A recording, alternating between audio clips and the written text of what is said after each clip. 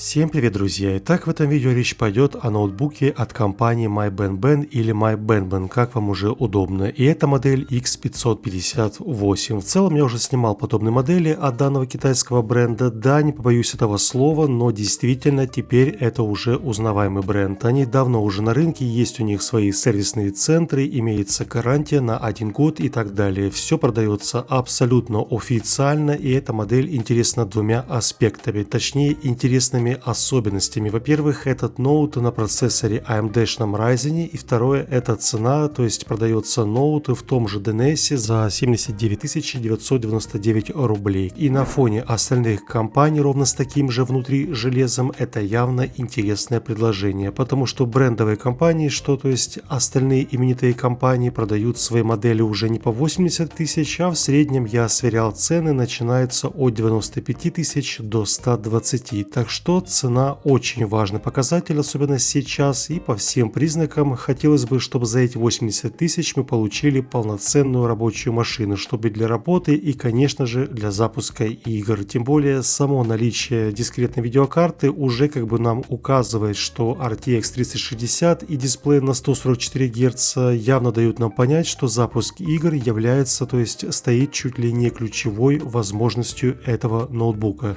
В общем и целом интересная модель. Действительно еще более интересно, что в 2023, если собирать компьютер с видеокартой 3060 и 8-ядерным Ryzen плюс монитор, то выйдет, я так думаю, примерно 80 тысяч с копейками. Так что ноутбуки уже в принципе сравнялись по цене с большими собратьями настольными компьютерами. Обязательно все это протестируем, друзья, и обсудим. А сейчас буквально немножко полезной информации для зрителей. Друзья, все вы знаете, что я недавно начал снимать видео в новой студии, чтобы, скажем так, немножко обновить фон для будущих видео и вообще, так скажем, разбавить один и тот же интерьер, что был у меня раньше. И вот, переехав в новую студию, я понял, что для работы мне не хватает рабочего места, чтобы монтировать видео, и для этого мне нужно что? Правильно, кресло и рабочий стол. И вот, значит, с этим вопросом я обратился к своим старым знакомым в компанию Cougar с тем, чтобы они помогли мне решить вопрос с рабочим местом. Причем мне не нужны были, знаете, там самые топовые модели кресел по 50 тысяч или там столы по цене компьютеров. Нет, меня бы вполне устроили обычные бюджетные модели. В общем, далее я на сайте выбрал товары, которые мне лично интересны для видео, и вот спустя неделю ко мне приехал рабочий стол Deimos 120 и кресло Armor One модель Ева. Не стоит сразу удивляться, почему я взял модель с названием Ева, и если вкратце, то наличие розовых элементов в кресле указывает на то, что пользоваться им буду не только я один, но и также моя жена, потому что она тоже будет приезжать в студию. Что насчет рабочего стола, то стол у нас небольших размеров, что поместился в небольшую комнату, и по своему функционалу он очень похож на мой старый домашний стол Cougar Mars, то, что вы всегда видели в моих старых видео. Однако тут явно размеры не такие большие, по длине у нас значит 120 сантиметров против 150 модель Mars, но зато все основные фишки в нем сохранились, а именно есть наличие отдельной панели для USB подключения, есть также RGB подсветка и даже наличие современный вход Type-C для подзарядки и подключения к монитору или там, не знаю, MacBook. У меня же лично больше интересовало именно качество материалов и сборки стола и кресла. И в этом плане спустя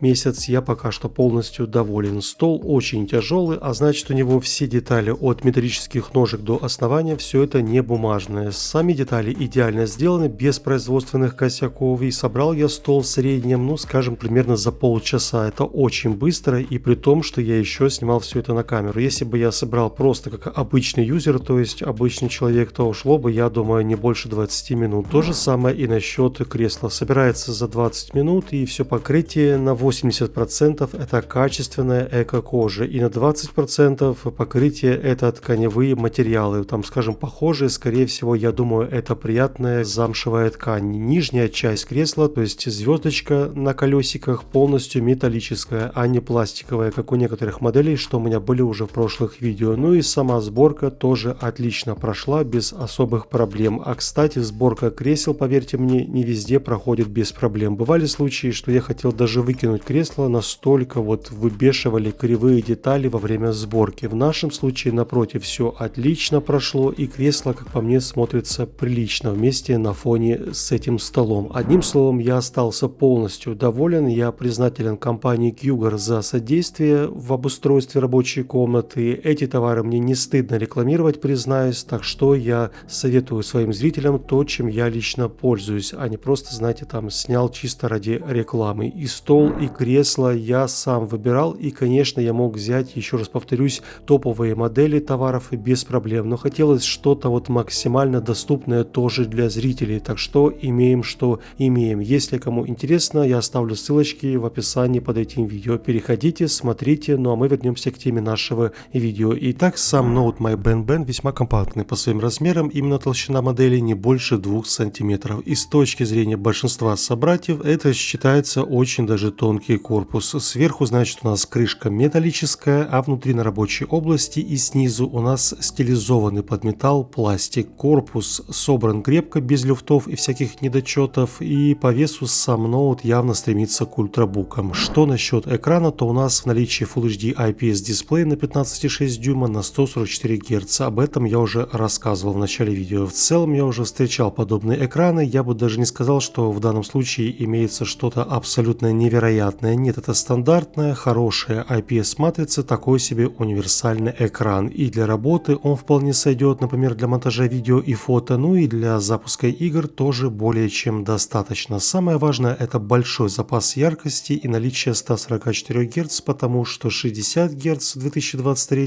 это уже как бы, ну, явно прошлый век. В основном картинка у нас яркая, сочная, сам дисплей, внимание, без битых пикселей, это важно, ну и, конечно же, Full HD для 15 дюймов, это, я думаю, универсальное разрешение. Все-таки 2К, он, мне кажется, немножко мельчит на пятнашке, там больше для 17-дюймовых экранов, так что в этом плане вопросов нет. И теперь давайте разберем, посмотрим, что у нас внутри ноута, и потом уже запустим парочку игр, проверим температуру и так далее. Итак, после вскрытия ноута видим у нас, значит, довольно интересную картину. Значит, у нас довольно массивное охлаждение с множеством тепловых трубок, и видим также, что не менее важно, у нас 16 оперативы в двухканале на частоте 3200. Очень часто бывает, что в ноутах ставят 16 в одноканале, а в нашем случае пошли обратным путем в компании MyBenBen и сделали 2 по 8, что мне лично кажется, то есть мне больше нравится именно такое решение, да и для общей производительности это не менее важно.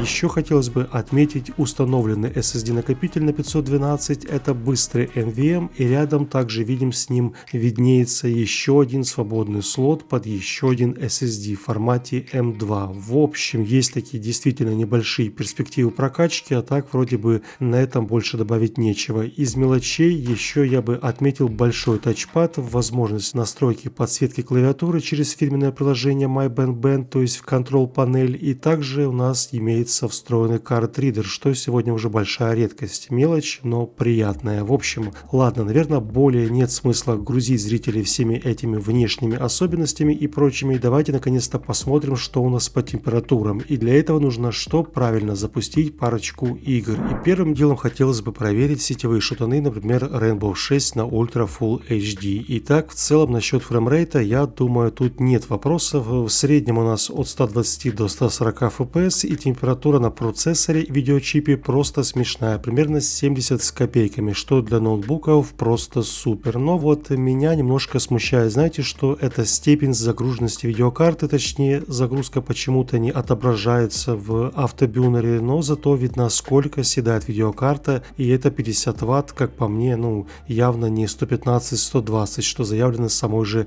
Nvidia для видеокарты RTX 3060. Не знаю, мне кажется, видеочип должен трудиться хотя бы на 70%, что примерно там 75-80 Вт, так что, наверное, стоит разобраться и запустить, например, что-то, скажем, ну, более требовательное, например, Cyberpunk. Вот именно в Cyberpunk и раскачает полностью и процессор, и видеокарту, и на высоких с трассировкой, и включенном DLSS производительность видим с вами от 35 до 45 FPS. Но, во-первых, это явно маловато для 3060, во-вторых, сама видяха трудится на 40 Вт, что примерно 35% от ее мощности, и в-третьих, процессор загружен на соточку. Короче, очень странно, и я решил понять, что я делаю не так. В общем, я полез в интернет, почитал там всякую информацию на форумах, и так, насколько я выяснил, есть у ноутбуков на Ryzen интересная особенность. Одним словом, из-за того, что происходит экономия аккумулятора, я так понял, видеокарта недополучает получает нужное напряжение. И поэтому нужно позволить видеокарте дать полный доступ к питанию, и для этого нужно сделать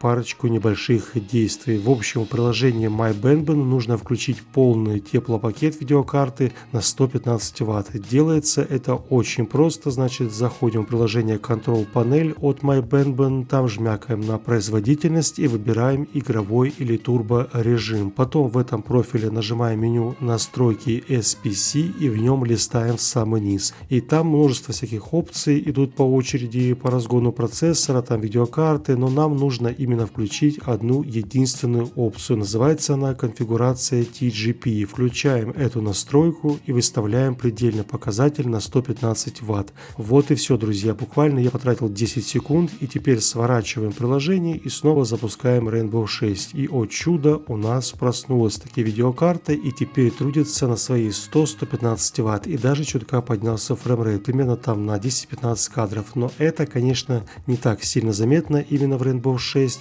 Тут не сильно прям высокие требования именно к видеочипу. Думаю, стоит таки проверить в более сложных проектах, например, в Киберпанке, чтобы понять, насколько же велика разница.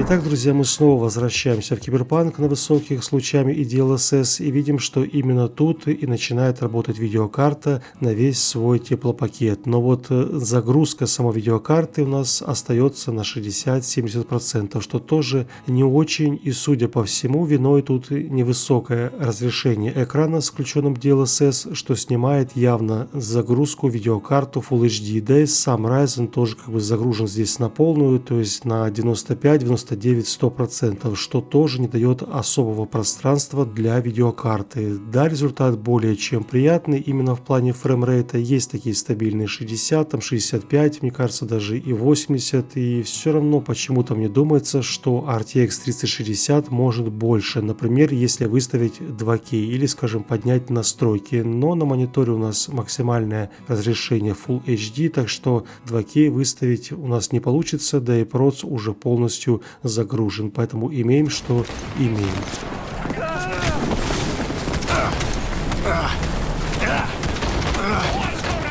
И еще, друзья, давайте в конце я запустил для интереса Atomic Heart на Ultra Full HD с DLSS баланс, и тут ситуация примерно схожая, как в Киберпанке, именно по загрузке видеокарты, но процессору тут немножко легче. Он уже загружен не на 100%, а примерно на 70-85%, и поэтому больше загружен видеочип из-за того, что процессор более свободен, и больше фреймрейт от 80 до 130, там возможно 140. В общем, что я хочу сказать, друзья, однозначно нужно пользоваться приложением Control Panel от MyBenben. Оно дает возможности выжать максимум из железа в этом ноутбуке, и буквально включив там 1-2 опции, мы получаем прирост там на 40-50%. Да, хотелось бы везде видеть полную загрузку видеочипа в процентах. Видимо, включение DLSS во всех тестах действительно снижает давление, скажем так, на эту видеокарту, плюс стандартное Full HD разрешение экрана, плюс процессор немножко не успевает с подсчетами, но это все-таки, опять же, особенности, про которые знаю я и зрители, если мониторить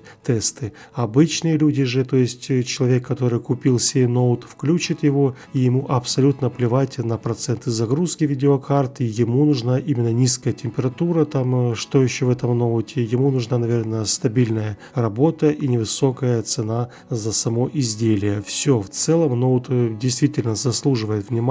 Это такая себе крепкая рабочая лошадка на повседневные задачи. И в рюкзаке он прекрасно помещается без проблем, и работать можно за ним, и запуск игр тоже приветствуется. Больше здесь добавить мне нечего. Если вам интересно, моим зрителям, переходите по ссылке в описании под этим видео. Там я оставил для вас ссылки. Я же буду на этом заканчивать. Всем еще раз я желаю не болеть, и увидимся с вами уже очень скоро. До новых встреч. Пока-пока.